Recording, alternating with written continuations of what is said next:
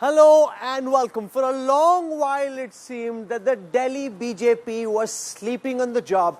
But as the campaign heads towards its climax, the BJP has sprung into action and they think they have a real chance against the Aam Aadmi Party this time round. Is that really the case? To talk about this, we're joined in this edition of Jab We Met by one of the chief strategists of the Aam Aadmi Party, Manish Sisodia. Sisodia ji, welcome. Thank you so much. स्वागत है आपका जब we met में. बहुत शुक्रिया. बहुत time तक लग रहा था कि बीजेपी सो रही है और आम आदमी पार्टी दौड़ती हुई आगे निकल रही है. अब जैसे इलेक्शन क्लाइमैक्स की तरफ बढ़ रहा है, बीजेपी को लग रहा है बॉस हमारा भी चांस है, इस बार जनता थोड़ी नाराज है, हम लोग जीत सकते हैं. क्या आपको थोड़ी टेंशन फील हो रही है लास्ट स्टेजेस में इस मैच के? नहीं, मुझे लग रहा है कि बीजेपी को पहले लग रहा था कि जनता थोड़ी नाराज है. हाँ. अब बीजेपी को समझ में आने लगा कि जनता अब नाराज नहीं है.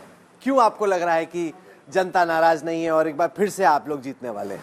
क्योंकि जिस तरह से बीजेपी कोई एजेंडा तो रख रही थी दिल्ली के सामने कि हम दिल्ली का इस तरह से विकास करना चाहते हैं, वो केवल बस गाली गुफ्तार की राजनीति पे यकीन कर रहे हैं. उनको लग रहा है कि अरविंद केजरीवाल जी को जितनी गालियां दोगे उतना जनता को समझ में आएगा कि अरविंद केजरीवाल खराब आदमी है. तो अगर वो अपना काम वाम रखते बोलते यार अरविंद केजरीवाल जी ने इतने घटिया काम कर दिए देखो और हम इतना बढ़िया कर रहे हैं, हमारा गाजियाबाद देखो, हमारा गुड़गांव देखो, हमारे यहाँ 24 घंटे बिजली देखो, हमारे स्कूल देखो, तो लगता कि यार हमसे नाराज़गी है लोगों की. और उधर अभी तो बीजेपी को जो मुझे सेंस आ रहा है कि बीजेपी को लगता है यार जनता बिल्कुल नाराज नहीं है इन लोगों से. अच्छा चलिए, आप जनता से मिलने चाह रहे हैं तो चलते हैं आपके साथ, देखते हैं कि जनता है किसके साइड पे. सर, इस इलेक्शन में बहुत एक्सट्रीम आरोप लगाए जा रहे हैं दोनों पार्टियों द्वारा.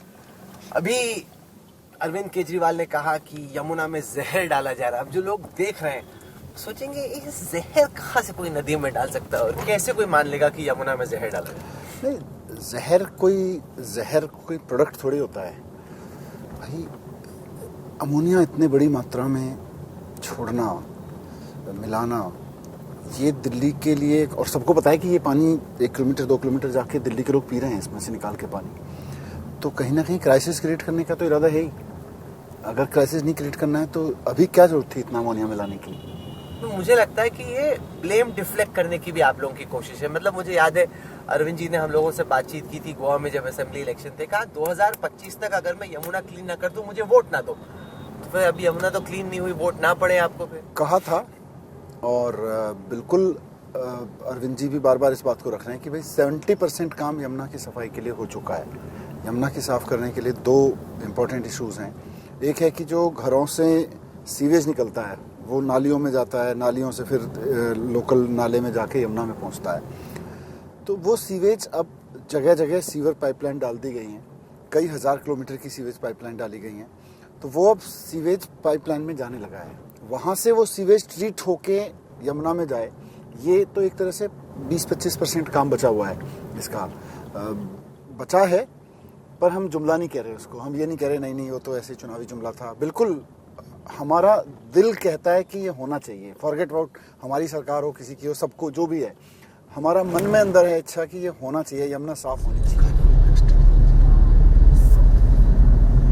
मनीष जी, इस चुनाव में खूब चर्चा इस बात की हुई कि मनीष सिसोदिया पड़पड़गंज से भाग गए, यहाँ जंगपुरा लाजपत नगर आ गए. इतने बड़े कद्दावर नेता आम आदमी पार्टी के अपनी सीट छोड़ के क्यों भाग गए? इसीलिए भाग गया. मेरे कारण वही कारण है जिस कारण मोदी जी गुजरात छोड़ के उत्तर प्रदेश भाग गए थे.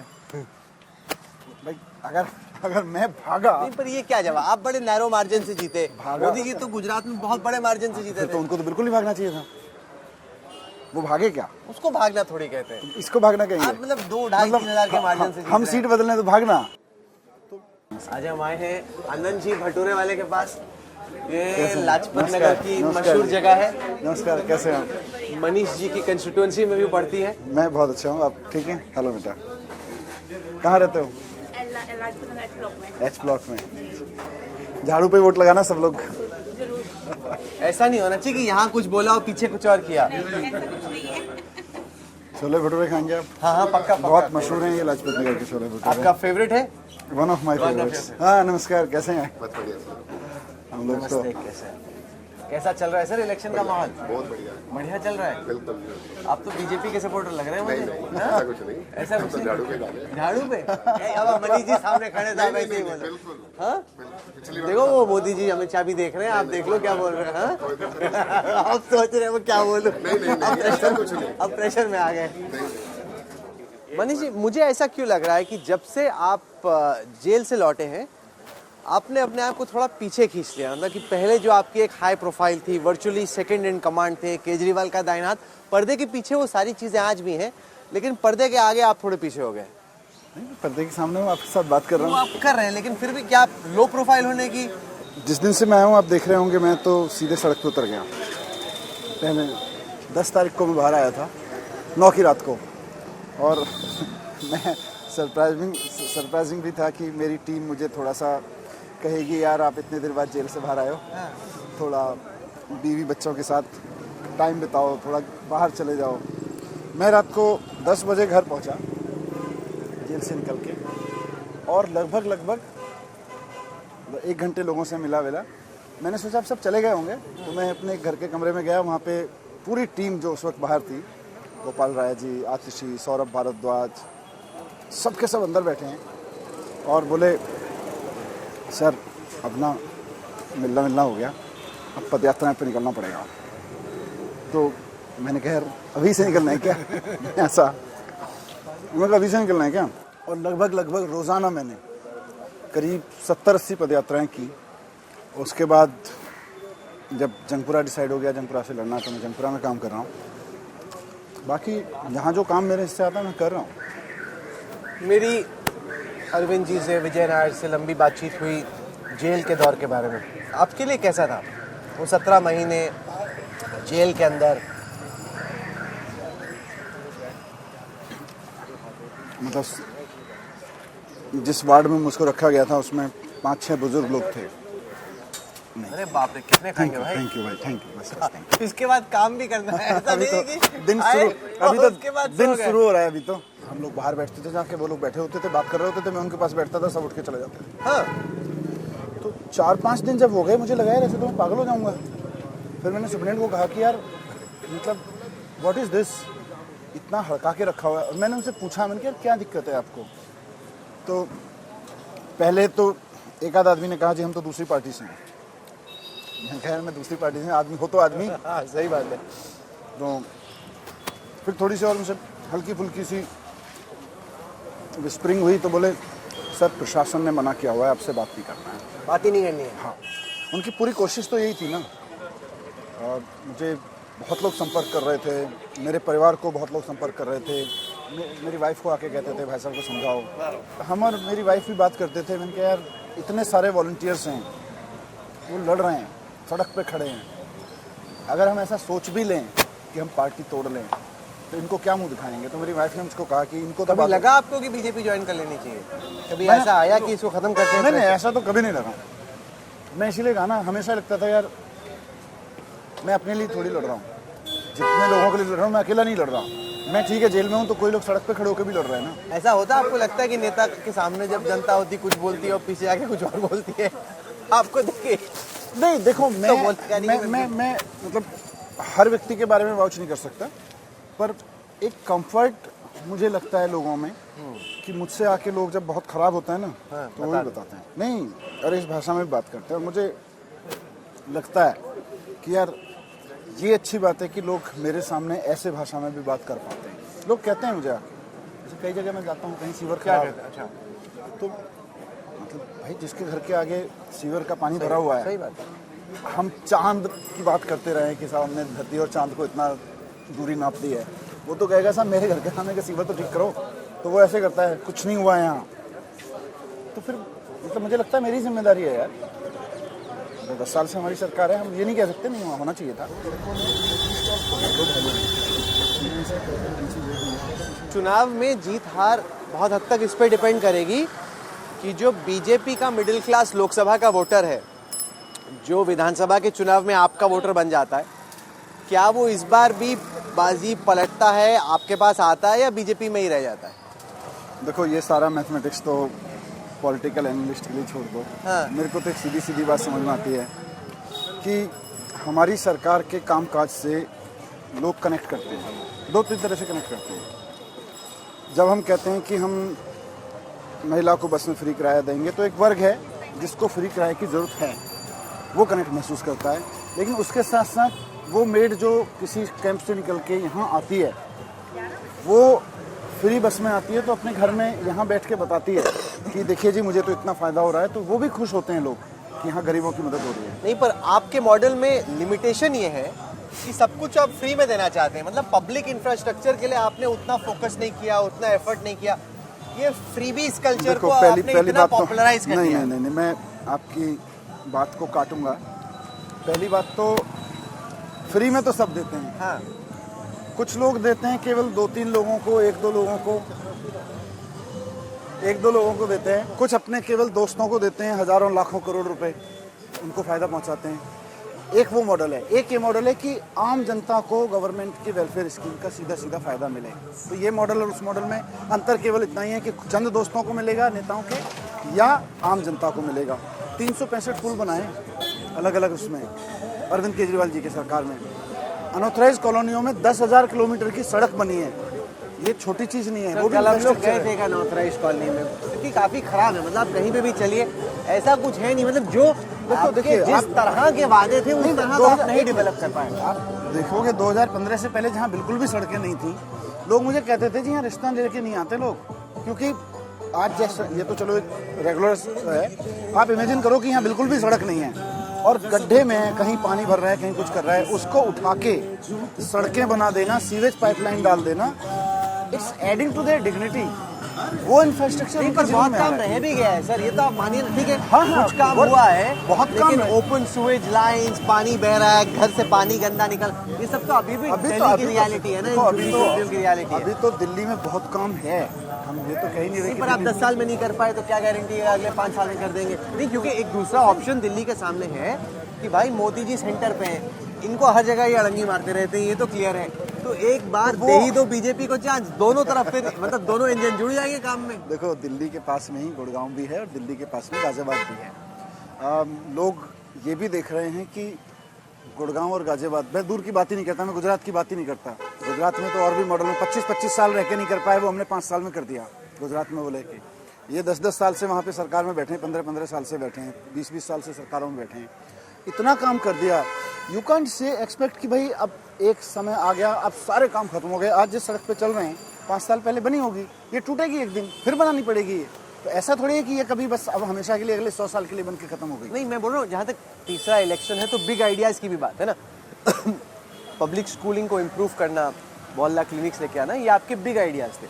अब लग रहा है कि जो बिग आइडियाज़ थे वो अब हो गए। अब नया बिग आइडिया क्या है? नया बिग आइडिया स्कूल को आगे चलाना है। नया बिग आइडिया 24 घंटे बिजली मिलती। लोग गवर्नमेंट से क्या चाहते हैं, स्टेट गवर्नमेंट से लोग क्या चाहते हैं? बिजली, पानी, शिक्षा, स्वास्थ्य। इन पे बहुत काम हो गया, अभी और भी बहुत होना है। ऐसा नहीं है कि कोई एंड आ गया, ये तो एक फुल स्टॉप कॉमा की स्थिति है। अभी तो बहुत काम होना है दिल्ली में और वो हम करेंगे। लोगों को दिख रहा है कि यही कर सकते हैं। 75 साल से सरकारों ने जिन चीज़ों को छुआ नहीं, बिजली, पानी, शिक्षा, स्वास्थ्य, लोगों ने कहा बिजली 24 घंटे होती नहीं है, अगर बिजली 24 घंटे चाहिए तो इन्वर्टर रखो घर में। आज दिल्ली में इन्वर्टर नहीं है। कल ही मैं किसी से बात कर रहा था, गुड़गांव में अभी भी 5-5, 6-6 घंटे के पावर कट लगते हैं और बड़ी बड़ी पॉश कॉलोनीज में लगते हैं। बिना इन्वर्टर के गुड़गांव में ज़िंदगी संभव नहीं है, लेकिन दिल्ली में बिना इन्वर्टर के अब झुग्गी में भी ज़िंदगी संभव है। नमस्कार। वैसे पर जो आप प्रोमिसेस कर रहे हैं, अब तो बीजेपी भी सेम कह रही है। अगर आप 2100 कह रहे हैं, वो कह रहे हैं 2500, तो अगर पैसे ही मिलने हैं तो क्रेडिबिलिटी पे देखना पड़ेगा कि किसकी क्रेडिबिलिटी है। कौन बाद में कह देगा ये तो जुमला था, और कौन कहेगा कि जो कहते हैं वो करके दिखाते हैं, वो कर देते हैं।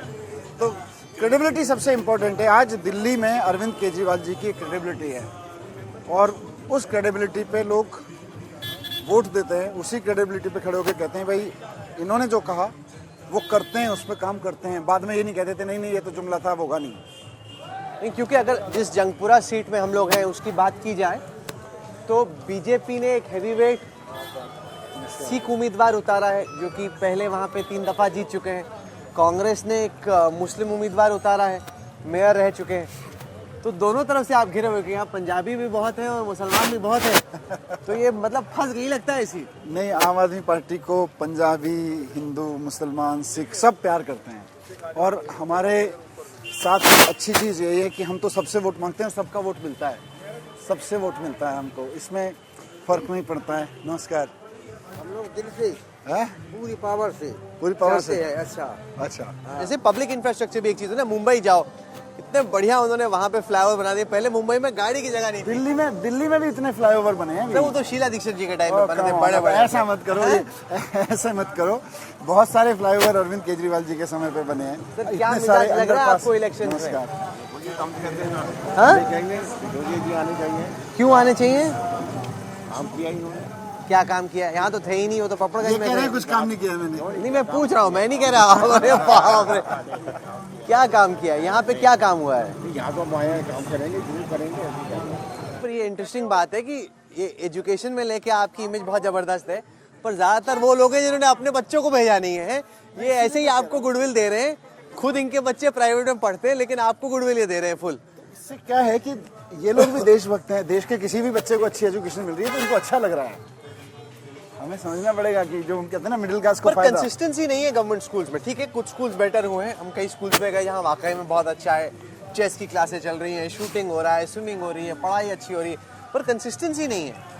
देखो, एक बेयर मिनिमम लाइन तय की है हाँ। कि दिल्ली का कोई भी स्कूल ऐसा ना हो जहां बच्चों को बैठने के लिए डेस्क ना हो, पीने के लिए पानी ना हो, साफ सुथरे क्लासरूम टॉयलेट ना हो। पहले हमने ये तय किया। उसके बाद टीचर्स की ट्रेनिंग्स, अब 60-70 हज़ार टीचर्स हैं, उनको एक एक करके सुपर ट्रेनिंग्स दिलवाना, उनको आगे एक वर्ल्ड क्लास सिस्टम की तरफ लेके जाना, ये हमारा ऑनगोइंग काम है।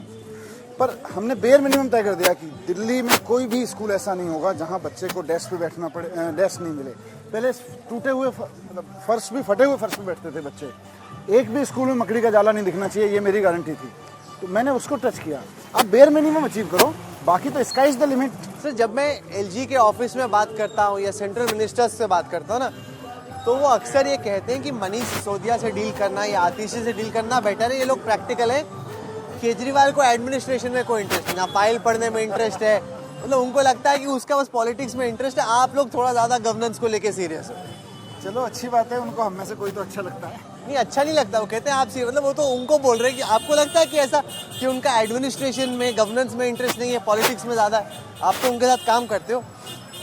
किसका? अरविंद केजरीवाल जी हाँ, का? हाँ। अरे अरविंद केजरीवाल जी का तो लोगों के जीवन में इंटरेस्ट है और वो गवर्नेंस से आ सकता है। मैं अरविंद केजरीवाल जी के बारे में जितना जानता हूँ पिछले 20-25 साल से, लोगों की ज़िंदगी में क्या बदलाव ला सकते हो, और जो बदलाव आप लाने का प्लान कर रहे हो वो एक आदमी की ज़िंदगी में ना हो, सबकी ज़िंदगी में बदलाव लाने के लिए क्या कर सकते हो वो करो। अब ये उनको पसंद नहीं आता। ये केजरीवाल जी कहते हैं भाई सीसीटीवी लग जाएं तो लोग सुरक्षित होंगे, ये कहते हैं सीसीटीवी क्यों लगाएं। केजरीवाल जी कहते हैं जी बसें फ्री कर दो, ये कहते हैं क्यों करें। तो फिर लड़ना तो पड़ेगा, मैं भी लड़ता हूँ, सबको लड़ना पड़ता है। आपने कैसे चेंज देखा? क्योंकि आप लोग तो इंडिया अगेंस्ट करप्शन के टाइम से, आरटीआई एक्टिविस्ट के टाइम से जुड़े हुए हो, आपने क्या चेंज देखा है अरविंद केजरीवाल में, उनकी पर्सनालिटी में, उनकी पॉलिटिक्स में पिछले 1.5-2 दशक?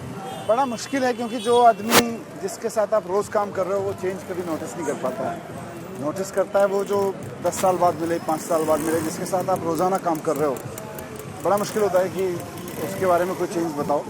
पर मतलब कंटिन्यूटी में बता सकता हूँ कि जो बात हम 98 में जब हम पहली बार मिले थे मेरे घर पे, उस वक्त करते थे, जिस पेन को फील करते थे कि यार ये लोगों का पेन है, उस पे काम करने की ज़रूरत है। वो चाहे मैं एक पत्रकार के रूप में करता था, वो एक कमिश्नर के रूप में करते थे, IRS ऑफिसर के रूप में, आज सरकार में रह के करते हैं। उस पेन को ठीक करने के लिए क्या कर सकते हैं, वो छटपटाहट तब भी थी और अभी भी थी। पर आप ये मानेंगे कि जो एक पार्टी में द डिफरेंस की हेलो थी कि अलग लोग हैं, एक आंदोलन से निकल के आए, वो पार्टी में द डिफरेंस वाली बात अब नहीं रही। देखिए, आरोप लगता है शीश महल में रहने का। आपने कहा कि बड़ी गाड़ी की क्या जरूरत है, बड़े बंगले की क्या जरूरत है। वो शीश महल को बीजेपी ने इतना बड़ा बना दिया, अब तो राहुल गांधी भी उसमें कूद गए कि वो कह रहे हैं भाई देखो आपकी झुग्गी देखो, इनका शीश महल देखो। तो पार्टी में द डिफरेंस अब उस तरह से रही नहीं है। Actually party with the difference का बहुत लिमिटेड स्कोप तय कर दिया है कि भाई ये कहते थे कि घरों में सरकारी, बड़े बड़े सरकारी घरों में नहीं रहेंगे, अब देखो सरकारी घरों में रहने लगे। रह रहे हैं भाई, लेकिन खरीद थोड़ी लिए, बना थोड़ी लिए, अपने लिए निकल जाएंगे जब नहीं रहेंगे सरकार में। लेकिन पार्टी विद द डिफरेंस इसलिए नहीं होती है कोई भी कि गाड़ी में रहेगी कि नहीं रहेगी, घर में रहेगी नहीं। पार्टी विद द डिफरेंस इसलिए होती है कि शिक्षा पे काम करेगी कि नहीं करेगी। 25 साल से भारतीय जनता पार्टी शिक्षा पे काम नहीं कर रही है। गुजरात के स्कूलों की हालत, सरकारी स्कूलों की हालत आज भी वैसी है, शायद उससे बदतर है। हम कह रहे हैं कि हमने 5 साल में ठीक कर दिए और अभी और ठीक करेंगे, ये है पार्टी विद द डिफरेंस। नहीं, but party with the difference आप ही ने डिफाइन की थी ना, जब आप ऑपोजिशन पे थे, सड़क पे थे। आप कहते थे इनको इतने बॉडीगार्ड्स की क्या जरूरत है, इतनी बड़ी गाड़ियों की क्या जरूरत है, लाल बत्ती की क्या जरूरत है, इतने बड़े घरों की क्या जरूरत है। अब वही सब चीजें आपको आईना दिखा रहे, बोलो देखो इन्होंने नहीं, कहा लाल बत्ती- किया और किया क्या। लाल बत्ती- घर, गाड़ी, बॉडीगार्ड्स। हाँ जी, आपको भी ध्यान रखना है। साथ हैं हम आपके। थैंक यू, थैंक हाँ, दिल से साथ हैं। क्यों साथ में, क्या किया इन्होंने, अब मुझे बताओ। किस तरह से दिल्ली सरकार में होते हुए स्कूल अच्छे करे हैं। तो पार्टी विद द डिफरेंस मतलब हम सिर्फ घरों से और गाड़ियों से तय करेंगे तो बहुत लिमिटेड स्कोप है। पार्टी विद द डिफरेंस काम से तय करिए ना। और जहाँ तक इसकी बात है, ये तो उछालते हैं, कीचड़ उछालते हैं जी, झूठ बोलते हैं फिर बीजेपी वाले। शीश महल में बनवा दिया, और मुख्यमंत्री आवास में स्विमिंग पूल लगा हुआ है, मुख्यमंत्री आवास में बार स्विमिंग लगा पूल भी हुआ नहीं है। है। मैं तो ढूंढा नहीं, मैंने कहा खोल दो, हम भी ढूंढ लेते हैं दोबारा। है पूल की नहीं है। मैंने तो आज तक देखा नहीं, वहाँ कोई स्विमिंग पूल मुझे दिखा नहीं, कोई मिनी बार मुझको दिखी नहीं, कोई सोने का टॉयलेट मुझको दिखा नहीं। ये लोग चिल्ला चिल्ला के कह रहे थे, हमने कहा खोल दो पब्लिक के लिए, पब्लिक भी देख ले, मीडिया भी देख ले, हम भी दोबारा ढूंढ लें, कहीं हो सकता है अरविंद केजरीवाल जी ने किसी कोने में छिपा दिया हो। पर यह है कि इनकी आंखों में आपके प्रति थोड़ी इज्जत है, ये आपने पूंजी कमाई है थोड़ी इस इलाके में, तो कम से कम कि आपको इज्जत की निगाह से देख रहे हैं। झाड़ू। नमस्कार मैम। नमस्कार, कैसी हैं आप? मैं आपको देख रहा था उधर घर में, आप खड़े हुए थे। नमस्कार। तब हमने कहा कि हम मिलने जाते हैं। Thank you so much. आए हैं तो हमने सोचा कि हम अब मैं आया हूँ तो वोट भी लगाना है। वो तो डेफिनेटली क्यों पड़ेगा इनको? देखो काम जो किया है उससे क्या काम किया? स्कूल्स जो है दिल्ली के, देखो मैं इतना तो रिलेटेड नहीं हूँ, बट जितना मैं न्यूज़ में सुनती हूँ, not main news channels, but आजकल तो यूट्यूब चैनल्स पर यू नो कि काफ़ी कुछ बताया जाता है कि गवर्नमेंट कैसा काम कर रही है, जो दूसरी गवर्नमेंट कैसा काम कर रही है। उससे ही थोड़ा सा मेरे को आइडिया लगा कि this government like really do very bad. BJP वाले देखेंगे ना, वो बोलेंगे बाय गॉड इनकी मार्केटिंग तो हार्वर्ड में जाके इनको सिखानी चाहिए। ये पूरे टाइम मीडिया में मार्केटिंग एड वाइड निकली। आरोप तो लगता ही है कि आपका सबसे बड़ा बजट तो एडवर्टाइजिंग का है। आरोप है, आरोपों का क्या है, लेकिन काम कर रहे हैं। मैं सुबह 7 बजे उठ के स्कूल जाता था और 10 साल, मैं आज कह सकता हूँ 9-10 साल तपस्या की है। सुबह 7 बजे उठ के स्कूल में जाना, स्कूलों में घूमना, सीमलेसली रोज़ाना 4-5 स्कूल कवर करना, फिर समझना। रात को 9-9, 10-10 बजे में टीचर्स के साथ बैठता था, बताओ और अच्छा कैसे पढ़ाएं, क्या होना चाहिए। प्रिंसिपल से पूछता था और क्या पावर चाहिए प्रिंसिपल को। 14-14 लाख रुपए की पावर प्रिंसिपल्स को दी। बात स्कूल की नहीं है, जैसे देखो नहीं, पर सब स्कूल ही बोल रहे हैं। Government is not just about school. देखो बात ठीक है, 24 घंटे बिजली इनको मिल रही है, इसलिए वो 7, अगर इनके घर में बिजली कटेगी और इनको कोई बताएगा जी स्कूल अच्छे कर दिए, इनकी मेड बताएगी स्कूल अच्छे कर दिए, कहेंगे हमारे लिए कुछ नहीं किया। पर क्योंकि बिजली 24 घंटे आ रही है तो इनके लाइफ के भी पेन पॉइंट खत्म हुए हैं। सीसीटीवी इस पूरी गली में, इन्हीं सड़कों पे अमित शाह जी लाजपत नगर में की सड़कों पे घूम रहे थे एक बार, शायद पिछले चुनाव में, बोले मैं दूरबीन लगा के कैमरे ढूंढ रहा था। सीसीटीवी लगे हैं लोगों के और उससे सिक्योरिटी बढ़ी है, तो कहीं ना कहीं लोगों के जीवन में बदलाव आया है, लोगों के जीवन जीने में मदद मिली है। तो आई थिंक वो सब क्लब करके एक, कई बार वर्ड्स नहीं बचते, कई बार सेंटेंस नहीं बचता है कि यार हम इसकी कैसे अच्छाई बताएं। अच्छा लग रहा है बस। टॉक ऑन टी की चाय पे चर्चा, चाय पे चर्चा वाले। भी भगवा है भाई, देख लीजिए आप, भगवा दुकान में आए। देखिए यहाँ यही है कि ना चाय किसी पार्टी की है, ना भगवा किसी पार्टी का है, ये देश सबका है। क्या बात। और ना चाय पे चर्चा किसी एक पार्टी की है। कैसा चल रहा है सर? सर बहुत अच्छा। आप देख, कैसा है इलेक्शन का? अपना ही समझो, बैठो, अपना ही समझो। अपनी दुकान समझो, अपनी दुकान समझो। हम सबकी ही दुकान है। आप बताइए कैसा लगा आपको? नहीं, आप बताओ इलेक्शन में माहौल कैसा है? अच्छा है यार, इस बार तो लग रहा है कि वापस ही सर आने। इनके सामने बैठे हो इसलिए बोल रहे हो? नहीं, काम देख कर बोल रहा हूँ। क्या देखा था? सर एजुकेशन देखा हमने, और मेडिकल फैसिलिटीज आप देख लो। फिलहाल के लिए तो मेरे ख्याल से देश के लिए सबसे पहले इम्पोर्टेंट एजुकेशन ही होता है। अगर हम उसको इम्पोर्टेंस दे रहे हैं तो उससे ज़्यादा अच्छा क्या ही होगा। ये तो नींव रखी है, धीरे धीरे बढ़ते चलेंगे। क्या चाहोगे अगली सरकार से, क्या होना चाहिए? फिलहाल अगर मैं अपनी लाइन से देखकर चाहूँ तो मैं चाहूँगा ऑफ कोर्स स्टार्टअप्स और एंटरप्रेन्योर्स को थोड़ा सा सहारा मिले, मदद कैसे? मिले। नई पॉलिसीज आए जिसमें हमें थोड़ा सा रिबेट्स मिले, कंसेशंस मिले। देखो हर इंसान लालची, हम तो इस चीज़ के लिए लालची, हम तो यही मांगेंगे। आप कैसे फोस्टर कर सकते हैं इनोवेशन स्टार्टअप कल्चर? आपने वो एक बिजनेस ब्लास्टर हाँ वो शुरू तो किया चलाया था। आपने, लेकिन नहीं, उसके देखो, अलावा लार्ज स्केल पे एक तो स्टार्टअप माइंडसेट या एंटरप्रेन्योरियल माइंडसेट बहुत ज़रूरी है। जो मैं आपको बाहर भी खड़ा होकर बोल रहा था कि जॉब सीकर माइंडसेट और एंटरप्रेन्योरियल माइंडसेट में थोड़ा सा अंतर है। मेरी कोशिश है कि स्कूलों में एंटरप्रेन्योरियल माइंडसेट हो, चाहे वो गवर्नमेंट स्कूल में पढ़ रहा हो या जिसको आईएएस भी बनना है, एंटरप्रेन्योरियल माइंडसेट होना चाहिए। एक दूसरा, फिर जब ये लोग आगे आके 4 कदम उठा के कहें कि भाई हमें एक अच्छी सी नौकरी के पीछे नहीं भाग रहे हैं, हम अपना काम शुरू कर रहे हैं, तो इनके लिए बहुत सारे लाइसेंसेस, बहुत सारे जो फॉर्मेलिटीज़ हैं वो कम होने चाहिए। हमारी जो स्टार्टअप पॉलिसी हम बना रहे हैं जिस पे काम कर लिया था, और फिर सीड मनी सरकार 10 साल में नहीं बनाई आपने स्टार्टअप पॉलिसी, बन गई, फिर कहाँ है? उसका फ़ायदा भी उठाया लोगों ने। तो कई सारे लोग हैं जो कि जब रेस्टोरेंट स्टार्ट कर रहे हैं उनको अल्कोहल लाइसेंस चाहिए। अब काफ़ी मुश्किल हो गया है, जब से ये पूरा स्कैम का चार्ज लगा है तब से तो नए रेस्टोरेंट खोलना, लाइसेंस लेना बड़ा मुश्किल हो गया है। रेस्टोरेंट खोलने के लिए प्रॉब्लम ये है ही नहीं कि उसको अल्कोहल लाइसेंस चाहिए। अल्कोहल सर्व करने के लिए अल्कोहल लाइसेंस चाहिए, and I don't think alcohol licence लेने में कोई दिक्कत है। मुझे अभी ऑफ लेट, अब अगले 4 महीने 3 महीने का नहीं पता पिछले का, लेकिन या मैं कह सकता हूँ 1.5 साल का, बट मुझे नहीं लगता कि दिल्ली में अल्कोहल का लाइसेंस लेना कोई बड़ी इशू है। या इलेक्शन बन गया है मोदी वर्सेस केजरीवाल, क्योंकि वो और किसी का चेहरा नहीं दिखाते, मोदी जी के चेहरे पे लड़ रहे हैं चुनाव। अब जनता के दिल में काम वर्सेस गाली गलौज का इलेक्शन बन गया है। कौन गाली गलौज कर रहा है, कौन काम कर रहा है, कौन काम की बात कर रहा है, कौन गाली गलौज की बात कर रहा है। चलिए मनीष जी, अब लोगों को गाली गलौज पर क्या सोचना है, आपके काम पे क्या सोचना है, आपके स्कूलों पर, आपके ओवरऑल परफॉर्मेंस पर, वो फैसला हम लोग दिल्ली की जनता पे छोड़ते हैं। आपने हमें वक्त निकाला, अच्छा छोला भटूरा खिलाया, ज़बरदस्त चाय पिलाई और चाय पे इतनी चर्चा भी हुई। बहुत बहुत शुक्रिया आपका। बहुत बहुत शुक्रिया। Thank you.